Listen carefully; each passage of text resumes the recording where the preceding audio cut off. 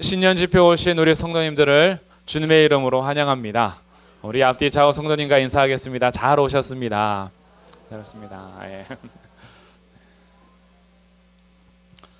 네, 앞에 히타는 꺼주시면 좋겠고요. 뒤에 7번 불도 켜주시면 좋겠습니다.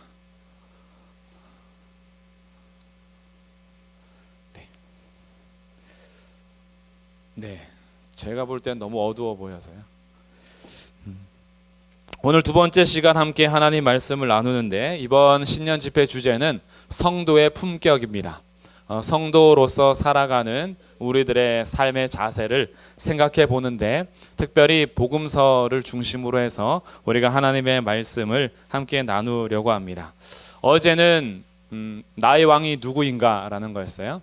내가 섬기는 왕, 내가 모시는 왕이 누구인가 라서 창세기서부터 왕으로 선포하시는 하나님을 내가 섬기고 있는지, 아니면 다른 수많은 스스로의 자리에서 왕을 섬기고 있는지, 우리가 왕을 섬기는 성도로서 어떤 자세를 가져야 하는지 나누었다면, 오늘은 두 번째 시간 뭘까요? 나는 어떤 종인가 라는 겁니다. 나는 어떤 종인가.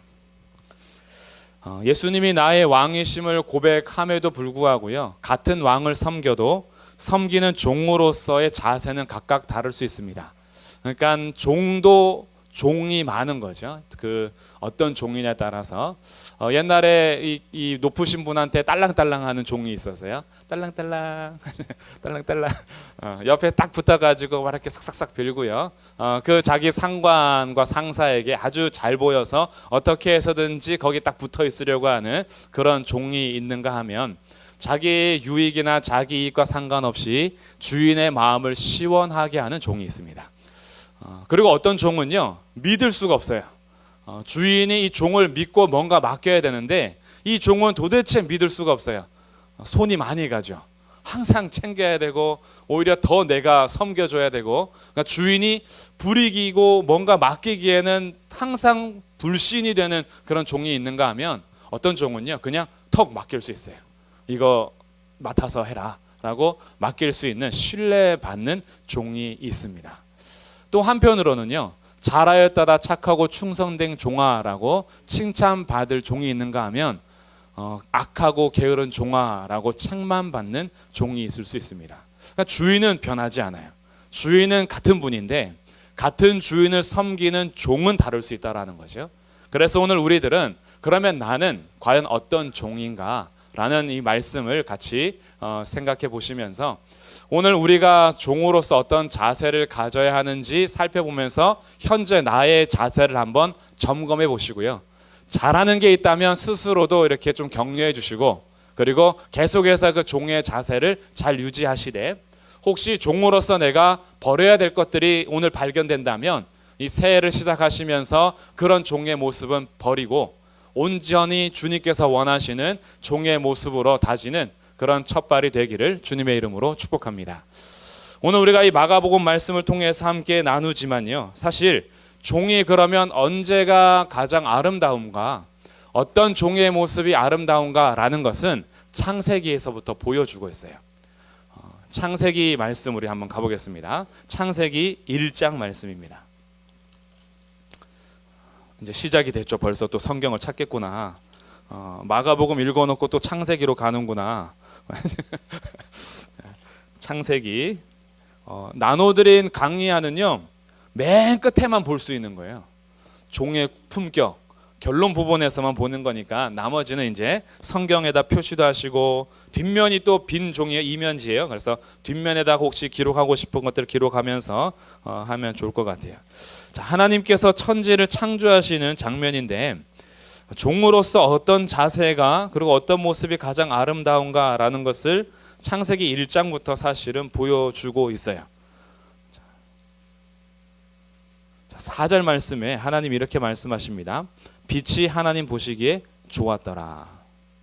10절에서는 하나님이 묻힐 땅이라 부르시고 모인 물을 바다라 부르시니 하나님이 보시기에 좋았더라. 12절에서도 씨 가진 열매 맺는 나무를 내니 하나님이 보시기에 좋았더라.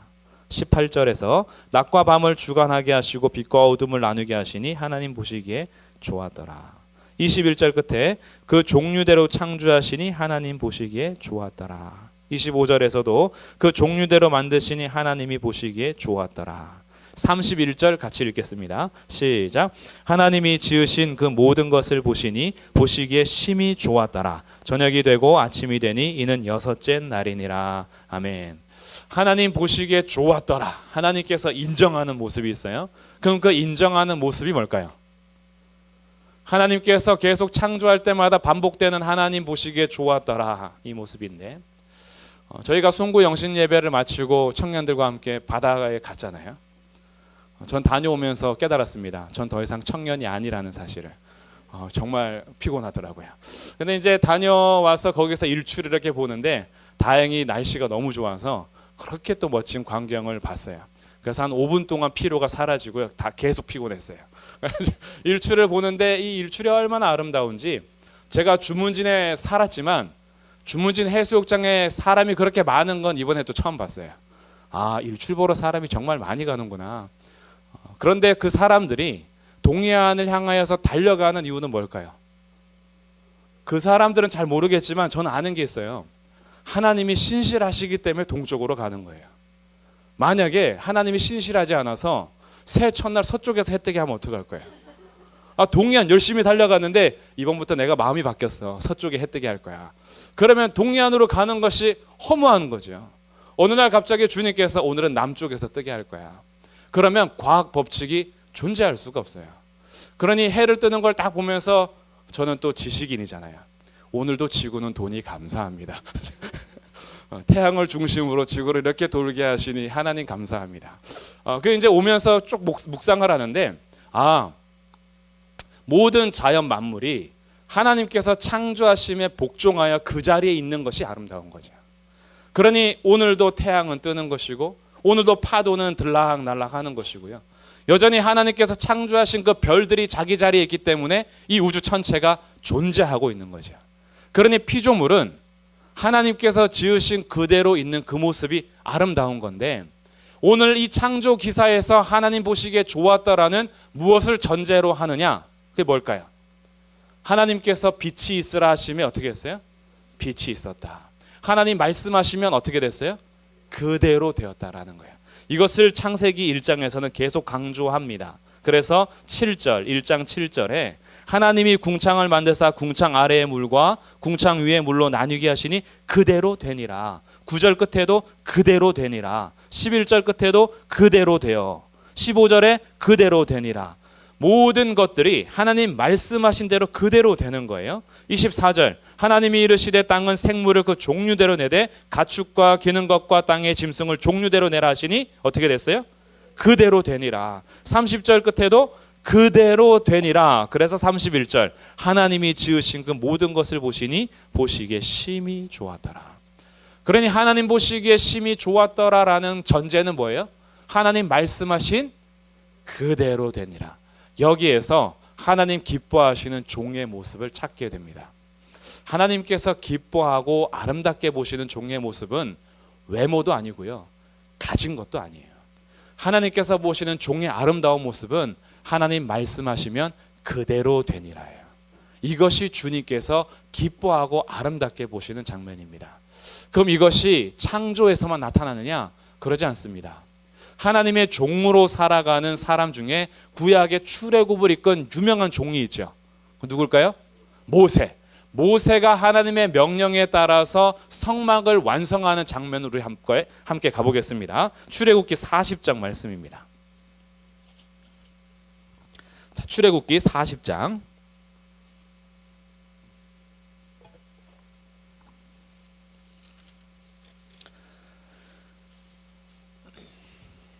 17절. 출애굽기 40장 17절 둘째 해 첫째 달 곧 그 달 초하루. 이 둘째 해라는 것은 출애굽한 지 2년 1월 1일이라는 뜻이에요. 출애굽한 지 2년 1월 1일에 뭘 완성했어요? 성막을 완성했습니다. 근데 이 성막의 완성에 대해서 19절부터 계속해서 반복하는 말, 여호와께서 모세에게 명령하신 대로 되니라. 21절 여호와께서 모세에게 명령하신 대로 되니라. 23절, 25절, 27절, 29절, 32절 그들이 회막에 들어갈 때와 제단에 가까이 갈 때 씻었으니 여호와께서 모세에게 명령하신 대로 되니라. 하나님께서 말씀하신 그대로 성막이 되니 그 성막이 어떤 일이 일어나느냐? 그게 34절입니다. 우리 34절과 35절 읽어보겠습니다. 시작.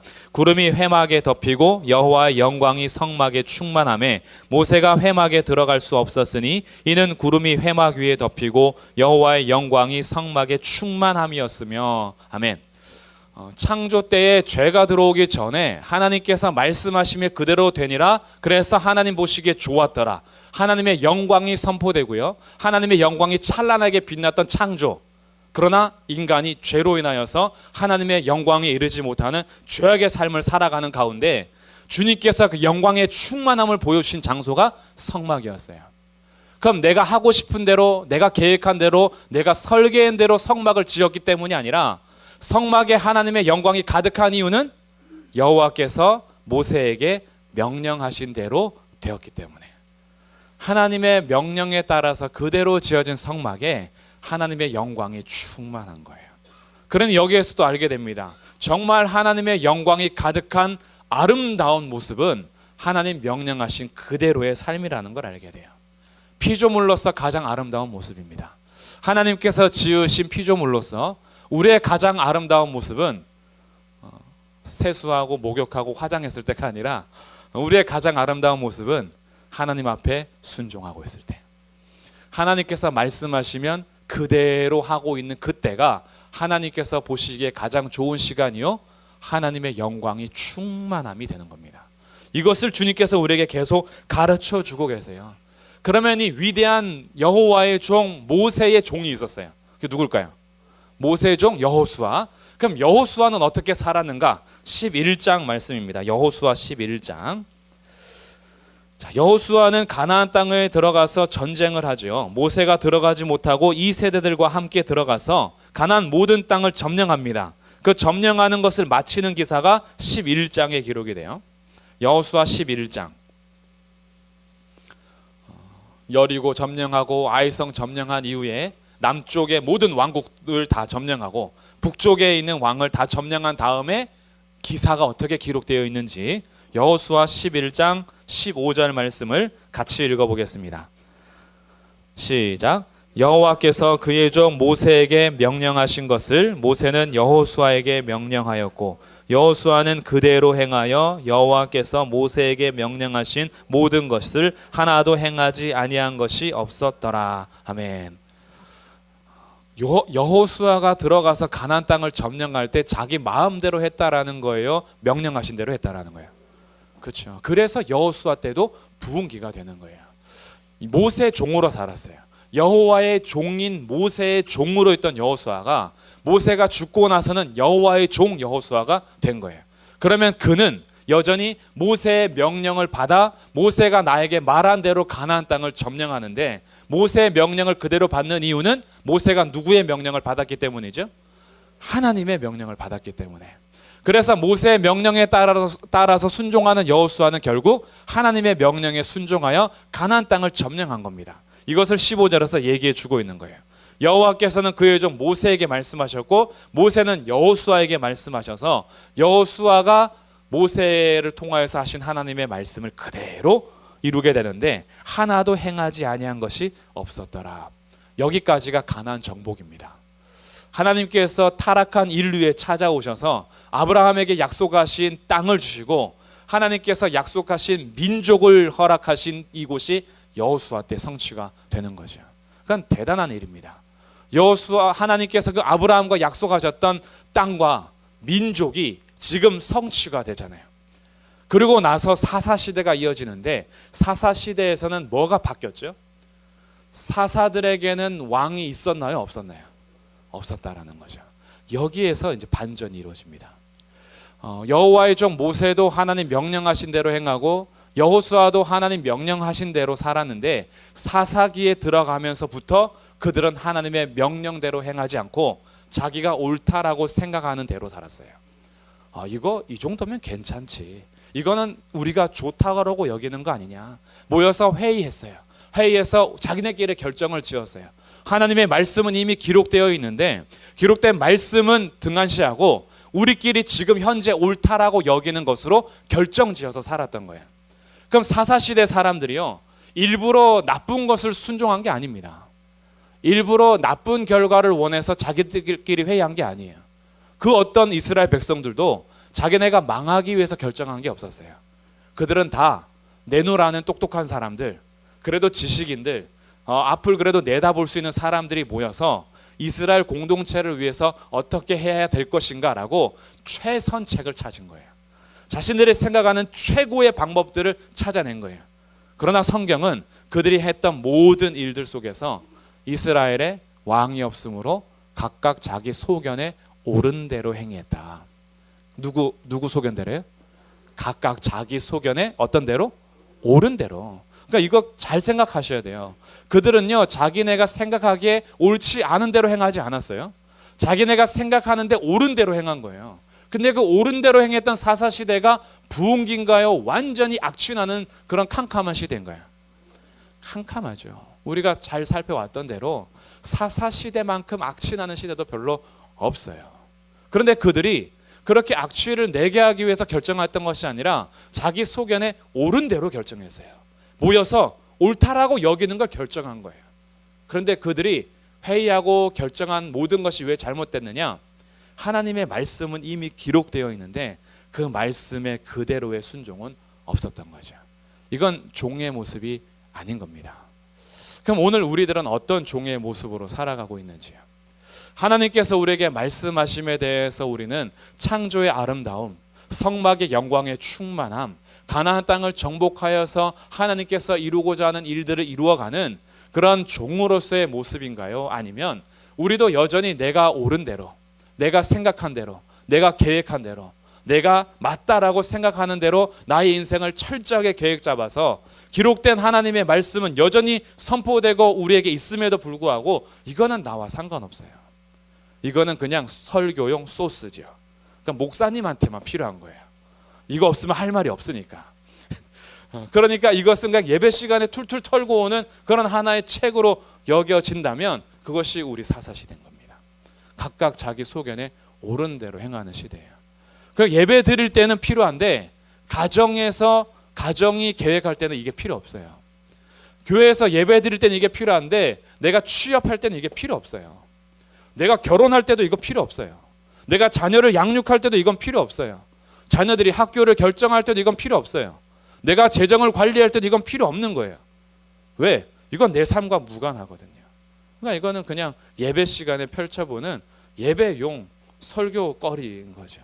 묵상할 때 그냥 조금씩 나한테 도움이 되는 건 없는지라고 찾아볼 정도가 되어서 나의 삶과 무관하게 예배 드리는 것 외에는 내 모든 삶을 내가 옳은 대로 결정하고 있다면 거기에서는 아름다움이 나타날 수 없어요. 거기에서는 하나님의 영광의 충만함이 나타날 수가 없어요. 왜냐하면 하나님의 법칙이 그렇게 가지를 않아요. 그러니까 우리가 종으로 삶에도 불구하고요, 그냥 하나님께 좋은 거 받기 위해서 딸랑딸랑하고 있다라고 해서 하나님 속지 않으십니다. 하나님은 스스로 만홀히 여김을 받지 않으세요. 우리가 겉모습 깨끗하게 와서 온다라고 해서 하나님이 속지 않으시잖아요. 왜? 중심을 다 보시니까. 나의 삶을 다 아시는데요. 사람은 속일 수 있어도 하나님은 속일 수가 없죠. 그러니까 주님은 그 모든 것을 아시기 때문에 우리들이 하나님을 속이면서 딸랑딸랑 할 수가 없는 거예요. 나는 착하고 충성된 종이야. 자기가 계속 리마인드 한다라고 해서 착하고 충성된 종이 되는 게 아니에요. 나의 의견과 상관없이 나는 어느 순간 악하고 게으른 종으로서 살고 있을 수도 있어요. 그 기준이 뭘까요? 그게 창조 때부터 나타나는 말씀이죠. 나는 하나님께서 말씀하신 그대로의 삶인가, 내가 옳다라고 여기는 대로의 삶인가라는 겁니다. 이런 일들을 우리가 계속 살펴보게 되는데 각각 자기가 하나님을 섬김에도 불구하고요, 하나님의 이름으로 맹세하는데 두 사람의 결정이 완전 다른 대조가 나타나는 장면이 있어요. 열왕기하 5장 말씀입니다. 자, 열왕기하 5장.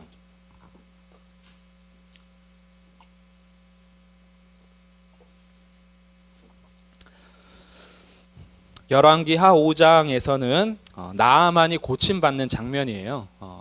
나병에 걸렸다가 고침받는 장면에서 엘리사와 그의 종 게하시가 나아만이 고침받은 이후에 하나님의 이름으로 맹세를 하는데, 똑같이 여호와 이름으로 맹세를 하는데 그들의 맹세가 너무 다릅니다. 자, 15절입니다. 열왕기하 5장 15절. 나아만이 모든 군대와 함께 하나님의 사람에게로 돌아와서 그의 앞에 서서 이르되 내가 이제 이스라엘 외에는 온 천하에 신이 없는 줄을 아나이다. 청하건대 당신의 종에게서 예물을 받으소서. 나아만이 너무 감사해서 예물을 바치려고 하는 거죠. 그때 엘리사가 뭐라고 맹세하느냐, 16절 읽겠습니다. 시작. 이르되 내가 섬기는 여호와께서 살아계심을 두고 맹세하노니 내가 그 앞에서 받지 아니하리라 하였더라. 나아만이 받으라고 강권하되 그가 거절하니라. 여호와의 살아계심을 두고 맹세하는데 어떻게 하겠다? 그 예물을 받지 않겠다. 근데 나아만이 계속 강권하는데 끝까지 거절했어요. 이 사건을 보고 엘리사의 종이었던 게하시는 어떻게 맹세하느냐, 20절 말씀입니다. 읽겠습니다. 시작. 하나님의 사람 엘리사의 사환 게하시가 스스로 이르되 내 주인이 이 아람 사람 나아만에게 면하여 주고 그가 가지고 온 것을 그의 손에서 받지 아니하였도다. 여호와께서 살아계심을 두고 맹세하노니 내가 그를 쫓아가서 무엇이든지 그에게서 받으리라 하고. 게하시는 어떻게 맹세해요? 무엇이든지 받아내겠다. 우리 주인은 하나도 안 받았으니까 나는 여호와의 살아계심을 두고 맹세해서 무엇이라도 받아내겠다. 우리 표현으로 하면 내가 뭐라도 받지 않으면 내 손에 장을 짓겠다, 이런 거죠. 내가 뭐라도 받아내겠다. 엄청난 각오인 거예요. 그래서 여호와 이름으로 맹세하여서 그를 찾아가서 받아내잖아요. 그러니까 세상의 관점으로 보면 엘리사가 바보죠. 아니 고쳐줬으면 받지 좀. 내가 달라 그런 것도 아니고 스스로 바치겠다는데 뭘 그걸 안 받느냐. 게하시가 똑똑하죠. 역시 지혜로워. 가서 준다는 거 받아내야지 라고 생각할 수 있지만 하나님께서는 이것을 그대로 보고 계세요. 이 일을 엘리사가 받지 않았던 이유는 뭘까요? 이 일은 엘리사의 능력이 아니기 때문이에요. 엘리사가 한 게 아니에요. 엘리사는 하나님의 종이에요. 하나님의 종으로서 하나님께서 하라고 시킨 대로 그냥 전했을 뿐이에요. 나병을 고친 것은 하나님이십니다. 그럼 예물을 받고 경배를 받으시려면 하나님만 받으셔야 돼요. 그렇기 때문에 사람에게 바치는 예물을 엘리사는 살아계심을 두고 맹세하여서 받지 않았어요. 그런데 게하시는 계산한 거예요. 이거는 우리의 쓸모가 있는 거죠. 이 정도는 받아도 되는 거죠. 우리의 삶이 풍성해지니까. 그래서 받아내는데 그 받아내는 순간 그가 간과하고 엄청난 잘못을 저지르는데 종으로서의 삶이 아니라 자기가 받아내는 하나님으로서의 결정을 자기가 한 거예요. 그러니까 종의 모습이 아니라 여전히 주인의 모습으로 살아가는 게하시를 봐요. 하나님의 종의 종인데 하나님의 종은 하나님의 종으로 살아가는데 하나님의 종의 종은 주인으로 살고 있는 거죠. 그러니까 그에게 나병이 옮겨갑니다. 나아만 장군에게 있던 나병이 게하시게로 가요. 결론 부분에서 이렇게 되는 거죠. 27절에 그러므로 나아만의 나병이 내게 들어 내 자손에게 미쳐 영원토록 이르리라 하니 게하시가 그 앞에서 물러나오매 나병이 발하여 눈같이 되었더라. 그러니 그의 삶은요 결국 똑같이 하나님의 이름으로 맹세했지만 하나님을 섬기는 자는 아니었던 거죠. 이런 모습들을 우리는 많이 봅니다. 에스더는 죽으면 죽으리라는 신앙의 고백과 함께 3일 금식한 이후에 왕에게 나아갔어요. 근데 왕이 에스더를 보고 너무 아름다워서 야 네가 무엇을 원하느냐, 나라의 절반이라도 내게 주겠다 했더니 에스더가 뭐라 그래요? 제가 잔치를 열려고 하는데 좀 와주십시오. 이렇게 요구해서 결국은 너의 원하는 것이 무엇이냐라고 했더니 내 민족을 살려주십시오 그랬어요. 에스더는 왕에게 잘 보여서 민족을 살려냈어요. 그런데 신약에서 헤롯 왕에게 잘 보인 여인이 한 명이 있어요. 헤로디아의 딸 살로메. 살로메가 춤을 얼마나 예쁘게 추는지 헤롯 왕에게 너무 마음이 쏙 들었어요. 그래서 그가 물었습니다. 네가 무엇을 원하느냐, 나라의 절반이라도 주겠다 했더니 살로메가 뭘 원해요? 세례 요한의 목을 주십시오 그래요. 그래서 감옥에 있던 세례 요한이 죽잖아요. 한 여인은 왕에게 잘 보여서 나라를 살렸고요, 한 여인은 왕에게 잘 보여서 선지자를 죽였어요.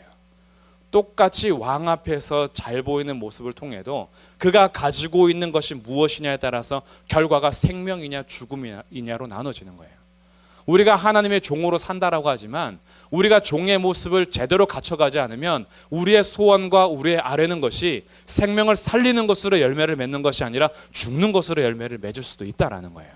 우리가 똑같이 여호와 이름으로 맹세하지만 어떤 이는 하나님의 영광을 드러내는 맹세가 되지만 어떤 이는 자기의 이익을 취하기 위해서 나병을 안고 가는 그런 맹세가 될 수도 있다라는 거죠. 그러니까 똑같이 하나님을 섬기고 왕을 모셨어도 우리가 제대로 된 종의 품격을 가지고 있지 않으면, 종으로서 우리의 자세를 바르게 하지 않으면 우리의 결과도 달라질 수 있다라는 것을 봅니다. 누구는 살리고 누구는 죽이는 삶으로. 그러면 한번 생각해 보시죠. 우리의 삶에서 반복되는 것은 무엇입니까? 나의 삶에서는 무엇이 반복되세요? 순종의 역사가 반복됩니까? 여전히 불순종의 역사가 반복되고 있습니까?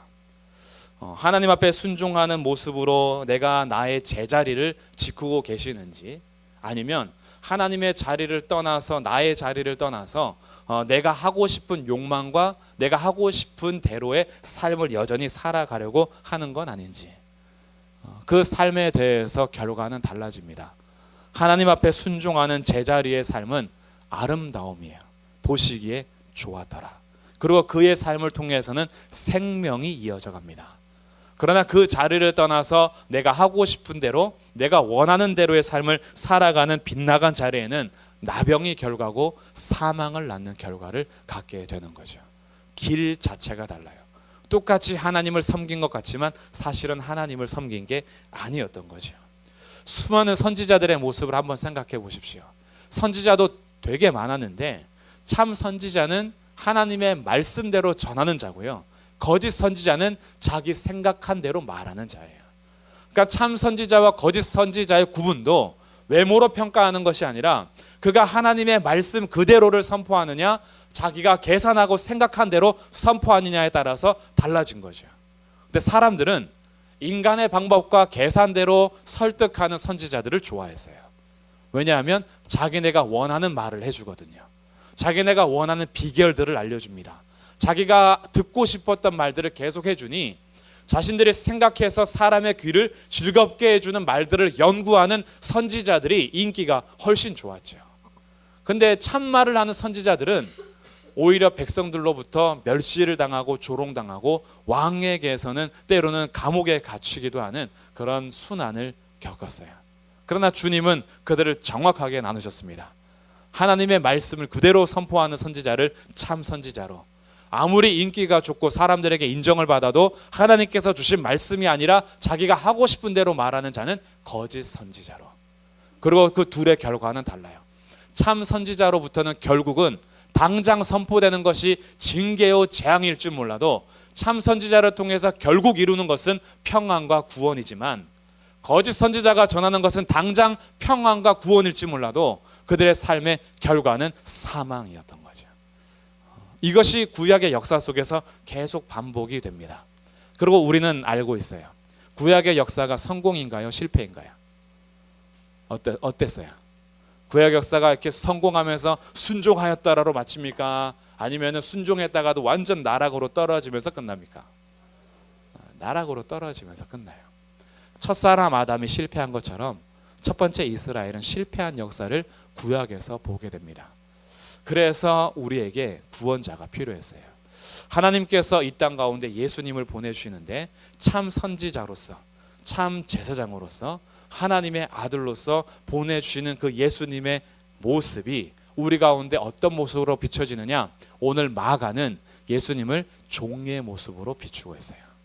그래서 우리가 읽었던 마가복음 10장 44절과 45절에서 인자가 온 것은 섬김을 받으려 함이 아니라 도리어 섬기려 하고 많은 사람들의 대속물로 자기를 주기 위해서 이 땅에 온 거죠.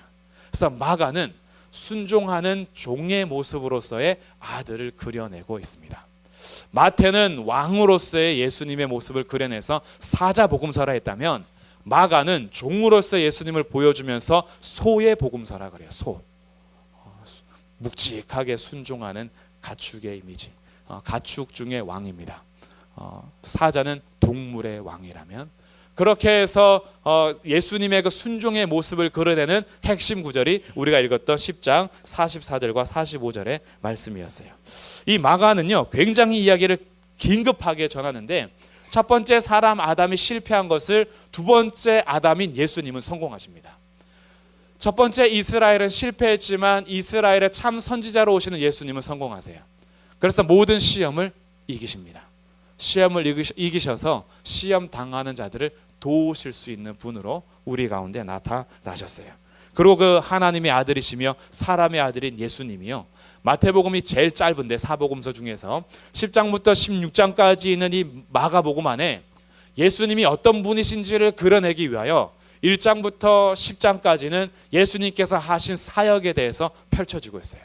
가르치시고 전파하시고 고치시고 귀신을 쫓아내시고 이랬던 부분들, 자연을 다스리시고 풍랑을 잠재우시고, 이런 예수님의 권위의 모습들을 보여주면서 그가 누구인가라는 것을 비춰주고 있고요.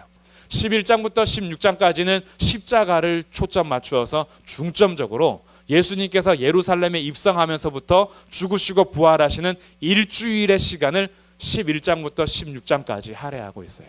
그러니까 마가는 예수님께서 어떻게 섬기셨는지 집중 조명하면서 종으로 오신 예수님의 모습을 보여주는 거예요.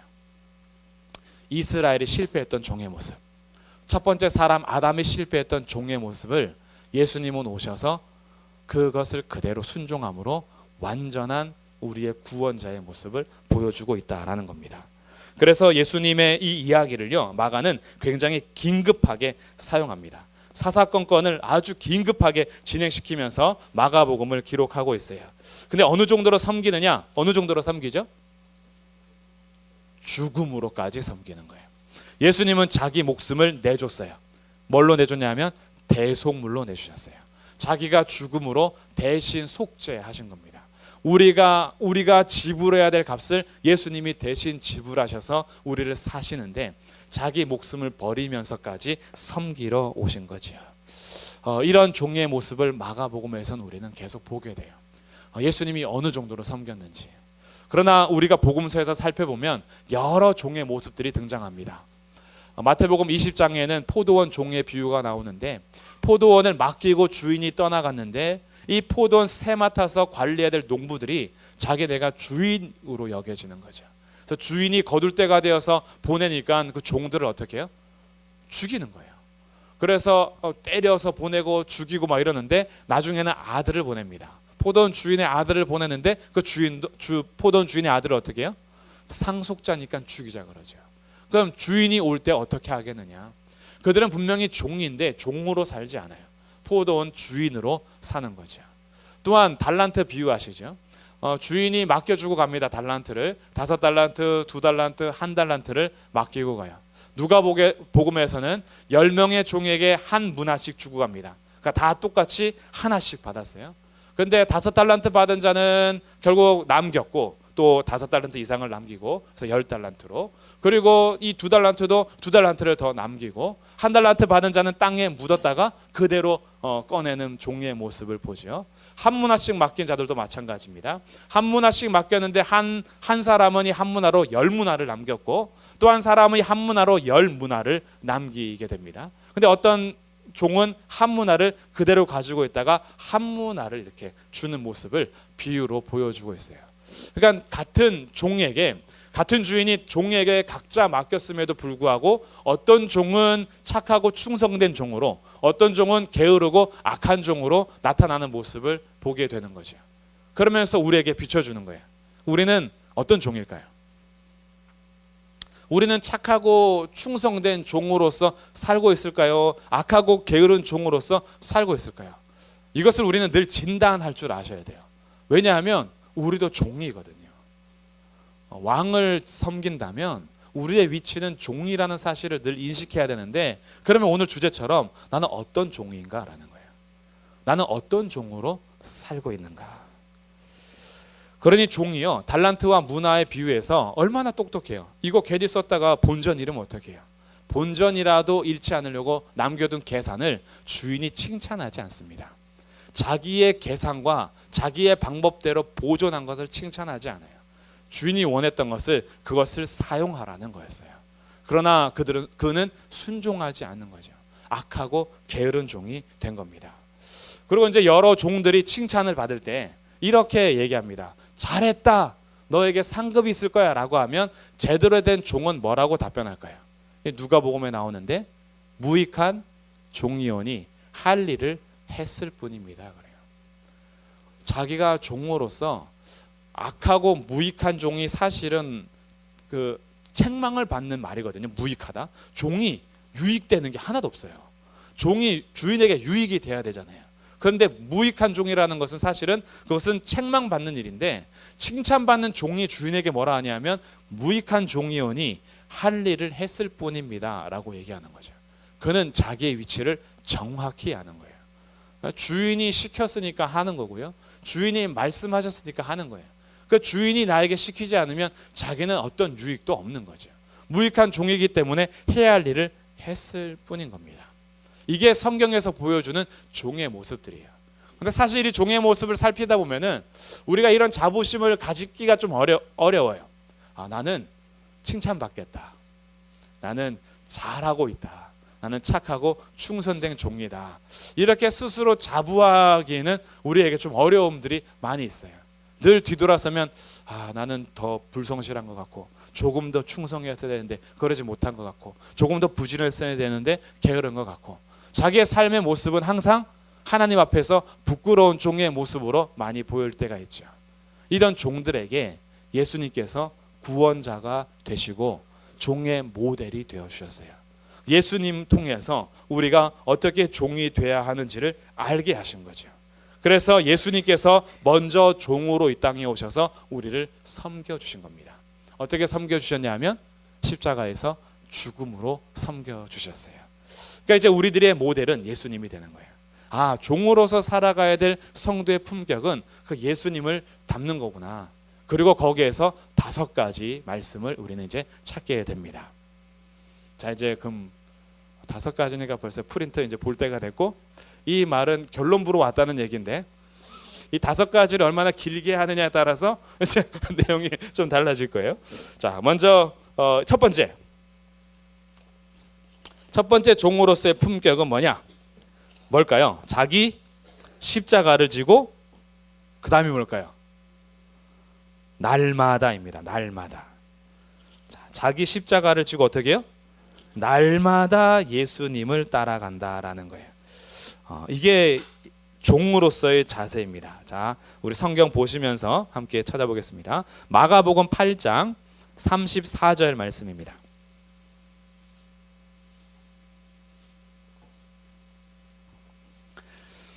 마가복음 8장 34절 읽어보겠습니다. 시작. 무리와 제자들을 불러 이르시되 누구든지 나를 따라오려거든 자기를 부인하고 자기 십자가를 지고 나를 따를 것이니라. 아멘.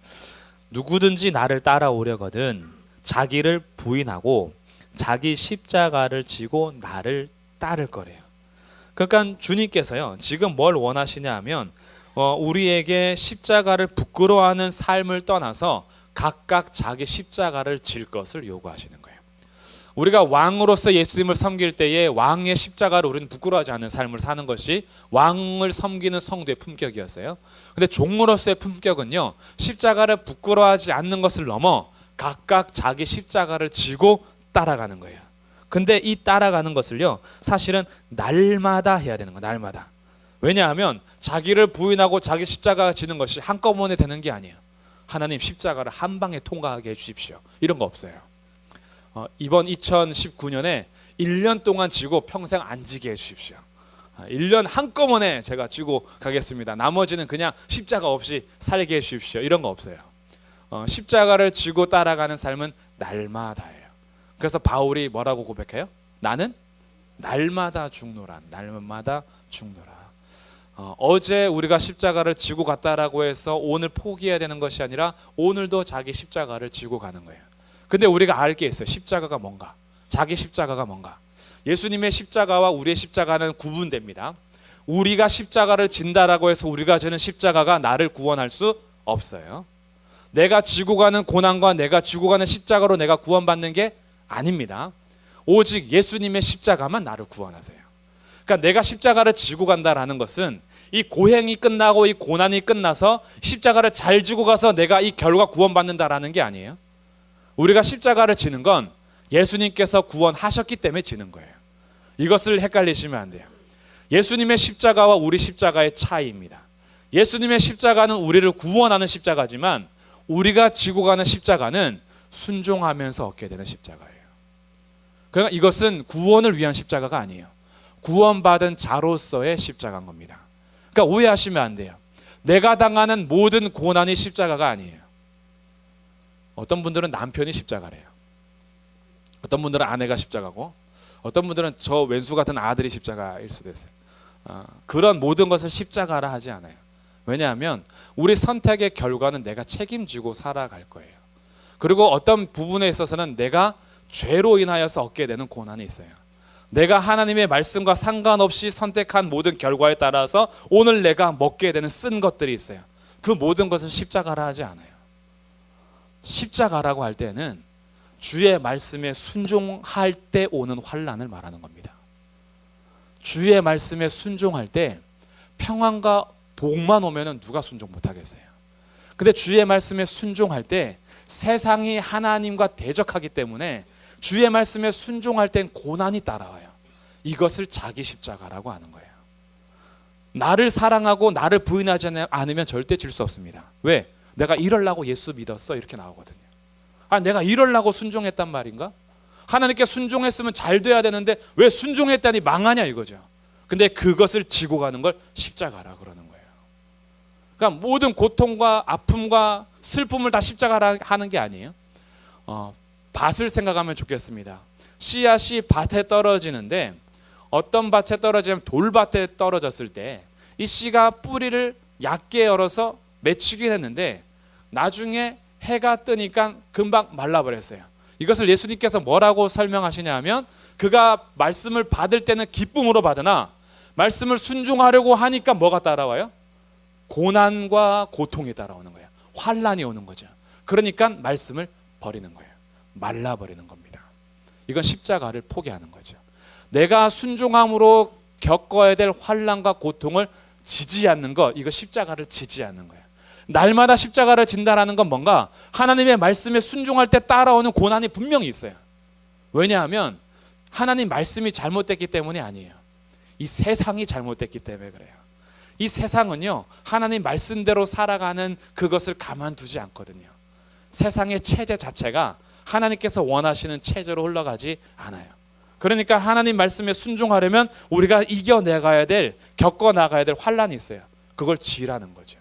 자기 십자가를 지고 예수님을 날마다 따라가는 거예요. 그러니까 우리들의 걸음은요 매일매일이 되셔야 돼요. 난 작년에 충만했으니까 올해는 그 충만한 걸 연결해서 쭉 가면 돼. 그럴 수가 없어요. 어제 충만해도 오늘 금방 떨어지는데요. 오늘 아침에 충만했어도 오후가 되면 확 떨어질 수가 있는데요. 새벽에 기도할 때는 충만했는데 출근하자마자 화가 확 날 때가 있잖아요. 내가 기도 안 한 것처럼. 오히려 새벽 기도 안 나갔을 때는 늘 마음을 오늘 기도를 못했는데 어떡하지? 이래서 마음을 부드럽게 하는데 기도한 날은 오히려 당당하게 살다가 넘어질 때가 있어요. 우리들이 한꺼번에 모든 것을 짊어질 수가 없어요. 날마다 십자가 지고 가지 않으면 예수님을 따라갈 수가 없어요. 이건 무슨 말이에요? 예수님을 따라가는 건 내 능력으로 안 된다라는 거예요. 그러니 종으로서의 품격 첫 번째는요, 예수님 아니면 안 된다라는 걸 알고 자기 십자가를 지고 날마다 예수님 따라가는 거예요. 날마다. 어제 따라가셨다면 오늘도 따라가야 돼요. 오늘 따라가셨다면 내일도 따라가셔야 돼요. 날마다 자기 십자가를 지고요. 그러니까 이 밭에 씨가 뿌려진다라고 해서 그것이 다 열매를 맺지 않죠. 가시떨기에 떨어진 그 식물은 어떻게 됐어요? 씨는 자라나는데 가시떨기가 기운을 막아서 결국은 비실비실하다가 열매를 못 맺었어요. 이것을 예수님께서 뭐라고 말씀하시죠? 그가 말씀을 받아서 싹을 틔웠는데 재물의 염려와 세상의 근심과 유혹 때문에 열매를 맺지 못했다 그래요. 그러니까 우리가 하나님의 말씀에 순종할 때 따라오는 염려가 있고 또한 유혹이 있어요. 세상에서 부딪히는 삶 속에서 이렇게 해서 먹고 살 수 있을까? 이렇게 해서 과연 잘 될 수 있을까? 이렇게 키우면 자녀들이 과연 성공할 수 있을까? 이렇게 해서 우리 가족이 잘 될까? 우리 회사가 잘 될까라는 세상의 염려와 재물의 근심이 우리로 하여금 말씀에 순종하기보다는 포기하게 할 때가 있다는 거죠. 그러나 그것을 짊어지고 가는 걸 십자가 진다라고 하는 거예요. 그게 좋은 땅입니다.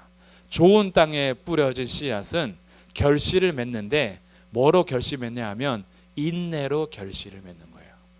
오래 참음입니다. 하나님의 말씀에 순종함에 있어서 우리가 그 십자가 질 때 필요한 것, 인내로 결실하는 것. 이게 날마다 되어야 된다라는 거예요. 하나님 언제까지 인내합니까? 저 목양실에 오면은 액자가 딱 있어요. 그 액자에 오래 참음 이렇게 적혀 있어요. 어떤 집사님이 저한테 물어봤어요. 그 오래가 언제까지네요. 그래서 저도 생각해 봤어요. 저 오래는 언제까지일까? 그래서 제 나름대로 해석을 해봤어요. 오늘도 내일도 오래 참음. 오늘도 참고 내일도 참고. 오늘 참으면 내일이 또 오늘 되잖아요. 주님 올 때까지 시간 기한이 없다. 오래 참음이에요. 그때 열매가 맺혀지는 거예요. 이것을 십자가라고 하는 거예요. 그러니까 내가 하고 싶은 대로 살다가 열매 맺는 걸 다 십자가라 하지 않아요. 하나님 말씀에 순종해서 오는 그 환난을 십자가라고 하는 거예요. 이 십자가 지고 날마다 예수님 따라가는 종이 되시기를 주님의 이름으로 축복합니다. 두 번째는요. 두 번째, 절대 순종, 즉각 순종. 절대 순종, 즉각 순종이에요. 자, 이게 무슨 말이냐? 우리가 하나님 앞에 순종한다라고 할 때는요, 이해가 될 때만이 아니라 이해가 되지 않을 때예요. 이게 절대입니다. 절대. 그리고 하나님께서 우리에게 말씀하시면 미뤄서 순종하는 것이 아니라 곧 즉시로 바로 순종하는 걸 즉각 순종이라고 하는 거예요. 이 짧은 마가복음 안에요, 곧, 즉시 이런 단어가 엄청 많이 나옵니다. 마가는 이 긴급하게 예수님의 역사를 이어가면서 곧 이랬다, 즉시 그랬다라는 말을 하는데, 이것은 꼭 우리 하나님 말씀하시면 곧 순종해라, 즉시 순종해라, 이렇게 비춰지는 거죠. 그러니 우리가 순종하려고 할 때에는 절대 순종, 즉각 순종인데, 그렇다라고 해서 아무 생각 없이 무조건 순종하느냐? 그건 아니에요. 하나님께서 말씀하실 때 분별하셔야 됩니다. 이게 진짜 하나님의 뜻인지 아닌지 판단해야 돼요. 그리고 우리가 확인해야 되고 분별해야 되고, 그래서 물어도 봐야 되고, 공동체가 그래서 중요해요. 이게 하나님의 정말 뜻인지. 왜? 잘못 해석해서 잘못 순종하면 안 되잖아요. 원숭이 이야기 아시죠? 원숭이가 이렇게 나무 위에서 막 놀고 있다가 밑에 물고기들이 이렇게 빠져서 허우적 거리고 있는 거예요. 그래서 원숭이가 어떻게 했어요? 즉각 어떻게 해요? 물에 빠져서 죽어가는 물고기들을 바깥으로 빨리 건져줬죠. 다. 왜? 자기 입장에서는 그 물에 빠져서 허우적거리는 거니까. 그래서 물고기들을 다 즉각 순종했단 말이죠. 그래서 물고기 다 죽었어요. 우리가 절대 순종하고 즉각 순종한다라고 할 때에 그냥 딱 삘 받아가지고 순종하라는 게 아니라, 하나님의 말씀을 명확히 알 때까지는 끊임없이 물어봐야 되고, 명확해질 때까지는 생각해야 돼요. 하나님 말씀을 곱씹어야 되고요. 그리고 이것이 맞는지 확인해야 돼요. 교회 공동체 안에서도 물어보시고요. 이렇게 순종하려고 하는데 맞습니까? 정확한 해석을 같이 공유하셔야 돼요. 그런 다음에 그게 확인이 되고 맞다면 그건 더 이상 미룰 건 아니에요. 확인이 됐으면 절대 순종, 확인이 됐다면 즉각 순종. 이게 종의 자세인 거예요. 심부름 시켰더니 네, 어제 저녁에 시켰는데 다음날 아침에도 네. 그래서 그다음 아침에 또 계속 얘기했는데 그날 저녁에 네 이러고 있으면 안 되는 거죠. 순종할게요. 네 예수님. 계속 작년에도 네, 올해도 네. 그러면 안 되는 거죠. 아멘은 입술로 하는 게 아니라 삶으로 하는 거예요. 삶으로. 그래서 우리들이 하나님 앞에 순종하려면 그 뜻을 알 때까지는 시간이 걸릴 수 있어요. 그것이 명확하다면 절대적으로 즉각적으로 순종하는 것. 이게 종의 모습입니다. 이게 창조의 모습이야. 하나님 말씀하심에 그대로 되니라. 그래서 하나님의 명확해질 때까지 우리가 함께 하는데, 순종이라는 건 선택이 아니다라는 걸 아셔야 돼요. 종에게 순종은 선택이 아니에요. 들어보고 하죠 뭐 이거 아니에요. 어떤 종이 그래요. 주인이 이렇게 얘기하는데, 자 종들 집합, 내가 이제 말하려고 하는데 순종할 준비 됐습니까? 들어보고요. 이렇게 하지 않아요. 어떤 종도 그 엄청 매맞습니다. 주인이 뭐라고 말씀하시든 들을 준비가 돼야죠. 말씀만 하옵소서, 이게 종이지 말씀해 보세요, 판단해 보고요 이러지 않아요. 우리가 그런 종인 거예요 사실은. 하나님은 근데 참 감사하게도요 악한 주인이 아니세요. 인간 주인은요 험한 것도 시켜요. 근데 우리 주님은요 제대로 된 것만 시켜요. 얼마나 감사해요. 그러니까 주님이 선하시고 인자하시다라는 걸 아셔야 돼요. 우리 주님이 명령하는 건 나 죽이려고 하는 거 아니에요. 나 살리려고 하는 거죠. 그러니까 얼마나 감사해요.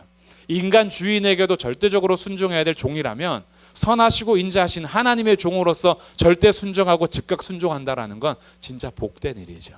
이게 두 번째 종의 품격인 겁니다. 자, 세 번째 종의 품격은 삶의 단순화입니다. 단순화. 삶을 단순화시키라는 거예요. 왜 그럴까요? 순종의 삶을 위해서. 내가 종으로서 살아가기 위해서는요 내 복잡한 삶을 정리할 필요가 있어요. 특히 현대는 우리를 너무 바쁘게 해요. 너무 바쁘게 돌려가지고요 언제 1년이 다 간 줄도 모르겠고 언제 하루가 다 가는지도 모르겠어요. 근데 언제 다 가는지 모르게 열심히 살았다라는 것 인정해 줄 줄 몰라도 열심히 살아간 그 삶 속에서 하나님과는 얼마나 관계하며 친밀하게 사는지 점검이 안 되는 거예요. 너무 바쁘게 살아서, 너무 열심히 살아서 내가 어제보다 오늘 하나님과 더 가까워졌는지, 작년보다 올해가 하나님과 더 친밀해지고 있는지, 나의 삶을 단순화시키지 않으면 하나님 앞에 순종하기가 굉장히 어려워져요. 왜냐하면 하루하루 계획이 되질 않는데요. 우리 올해의 계획이 없어요. 그러니까 되다 보니 지나갔는데 나중에 순종하려니까 굉장히 어려워요. 우리 성경 읽기가 그렇잖아요. 하루에 3장씩은 괜찮은데 미루고 미루다가 한 석 달 지나면요 순종하기 진짜 어려워져요. 이거 밀린 거 읽으려면 이거 엄청 읽어야 되거든요. 그러면 그게 요구된 게 잘못됐느냐? 그렇지 않아요. 내가 삶의 시간을 단순화하지 않아서 하루하루 순종하지 않았더니 마지막에는 한꺼번에 안 돼요. 성경 읽기는 벼락치기가 안 돼요. 이상하게. 그러다 보니까 하루하루 우리가 순종하지 않으면, 삶이 단순화되지 않으면 사실은 정말 어렵습니다. 그래서 삶을 단순화시킬 필요가 있는데 왜 그럴까요? 모집된 자를 기쁘시게 하기 위해서. 군사로 모집된 자는 자기를 모집한 자를 기쁘게 하기 위해서 자기 삶에 얽매이지 않습니다. 자기 삶에 얽매이지 않아요. 이게 군인이에요. 우리의 모든 자유와 우리의 시간을 단순화하여서 통제되는 공간, 그것이 바로 군대죠. 군대에서는 모집한 자에게 충성하기 위해서 자기의 모든 삶의 시간표가 정해집니다. 주님의 군사로서 살아가는 하나님의 백성들이요 너무 자유를 남용하다가 하나님께서 나를 모집하여 원하시는 것이 있는데 거기에 순종의 삶이 안 돼요. 수요일 드라마, 월요일 드라마, 주말 드라마 시간 정해져 있잖아요.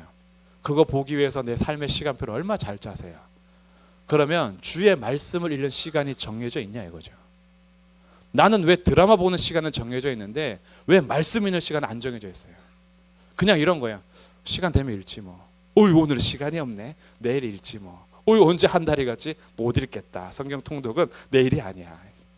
내가 나의 삶의 시간표를 단순화시키지 않는 거예요. 내가 하나님 앞에 정하여서 성경을 읽어야 될 시간이 없는 거예요. 그냥 되면 읽고 안 되면 안 읽는 거예요. 드라마는 안 되면 녹화해서라도 보시면서, 재방송 어떻게 해서인지 보시면서 하나님 앞에 말씀을 읽는 것에 있어서 우리가 삶을 단순화시키지 않아요. 기도하는 것도 마찬가지입니다. 기도도 시간 되면 하고 안 되면 안 하고. 그러니까 우리들이 하나님 말씀 순종하신 이 말씀하신 그대로의 그 영광스러운 모습 회복이 안 되는 거예요. 종의 모습이 사라졌잖아요. 우리의 삶의 시간이 주인으로서 사시면 안 돼요.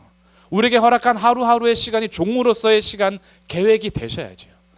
내가 오늘 하루는 언제 성경을 읽을 것인지 하나님의 말씀에 귀를 기울이며 경청하고, 또한 내가 언제 하나님과 교제하면서 기도할 것인지 정하시는 게 필요해요. 김남준 목사님이 우리 삶을 매일 자기 점검표라는 표가 있는데 이 게으름이라는 책에서 20가지 정도의 표를 해놨어요. 이거 읽으면서 제 삶이 엉망진창이라는 걸 알았어요. 제가 몇 가지 읽어드리면, 세워놓은 계획에 따라 규모 있게 시간을 사용하였는가. 이 매일 점검하는 거예요. 매일.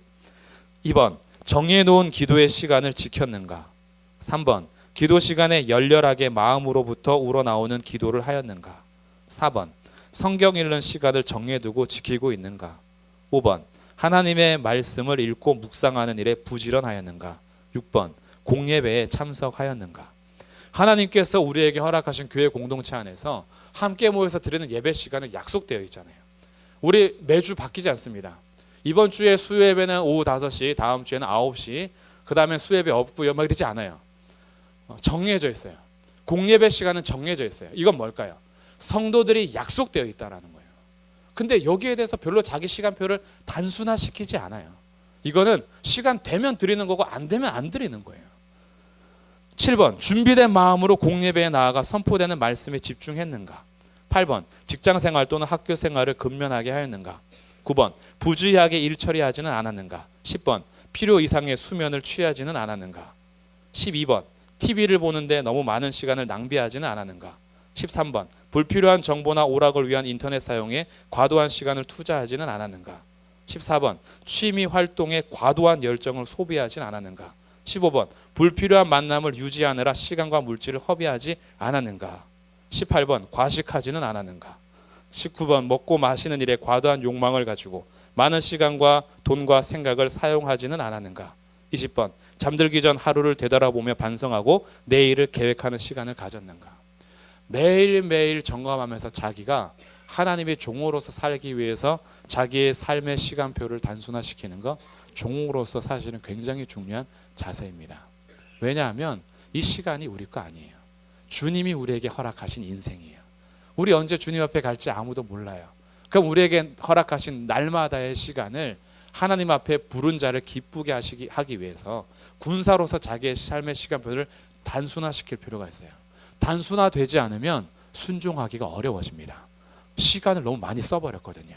물질을 과도하게 써버렸거든요. 내가 하고 싶은 대로 내 욕망 채우느라고 모든 걸 다 허비했으니 더 이상 하나님 앞에 순종할 에너지가 남질 않는 거예요. 하나님 앞에 순종할 시간이 없는 거예요.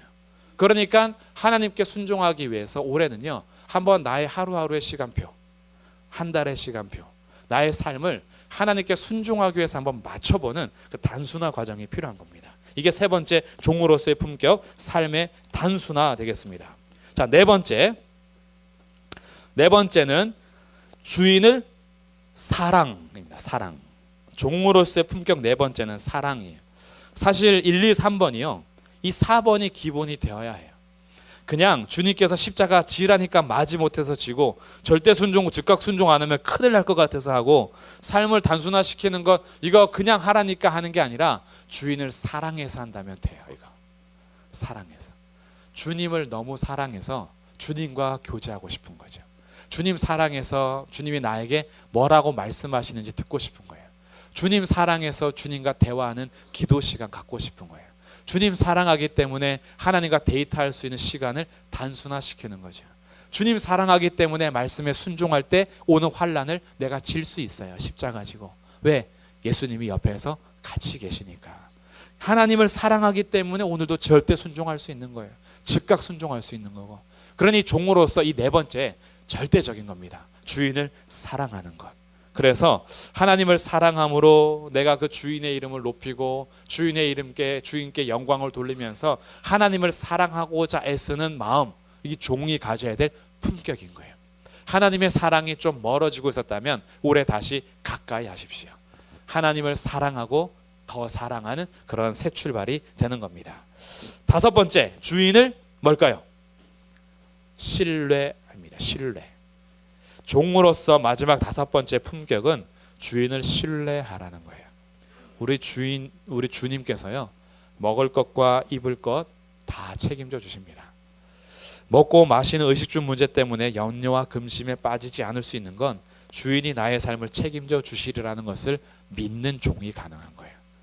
종이 그것을 믿지 못하면 방황하겠죠.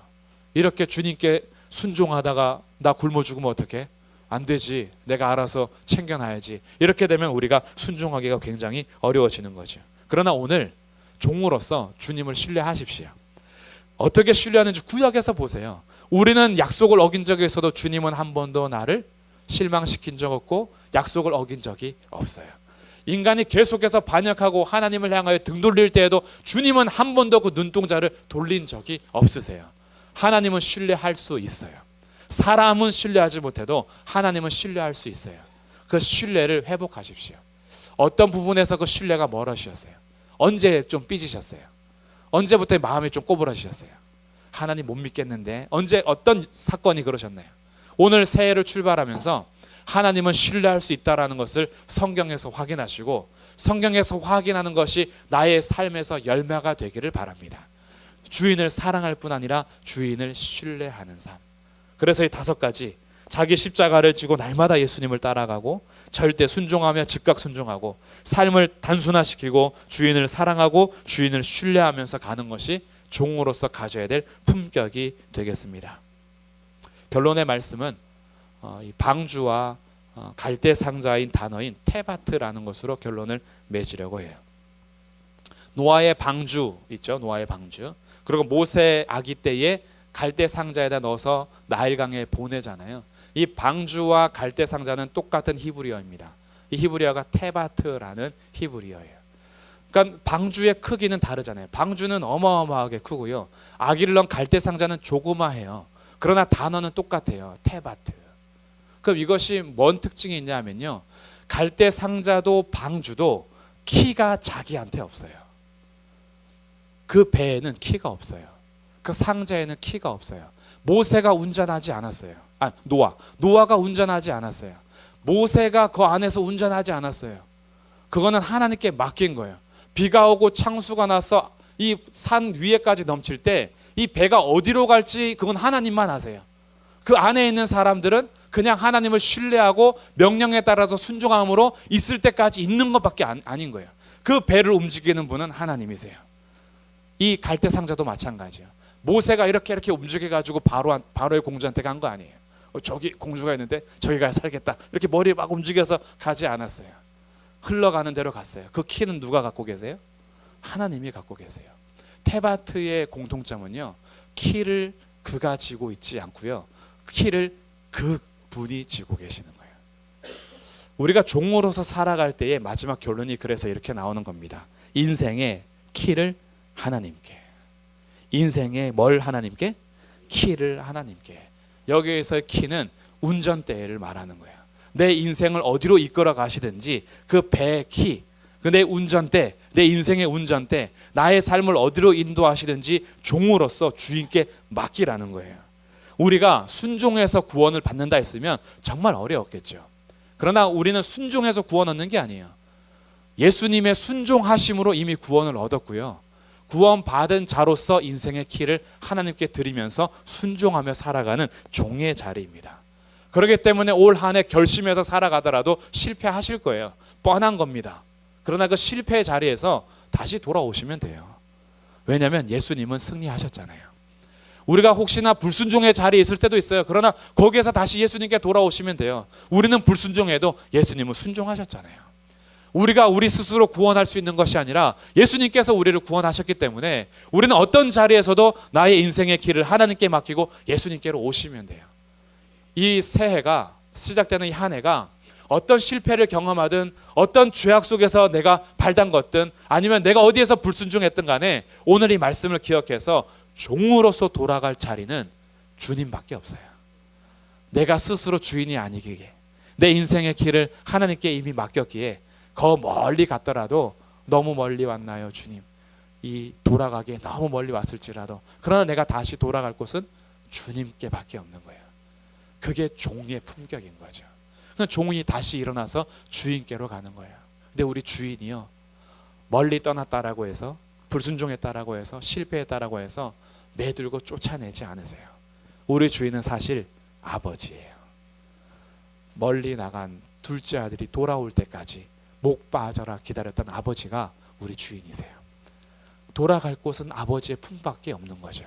우리 주님은 여전히 기다리실 테니까 이미 구원하신 주님의 은혜를 누리시고요. 완전하지 않은 자로서 오늘도 순종의 길을 걸어가는 종으로서의 품격이 우리의 품격이 되어야겠죠. 그래서 인생의 길을 하나님께 맡기고 올 한 해 내가 어떻게 살아야 하는지 종으로서 살아가고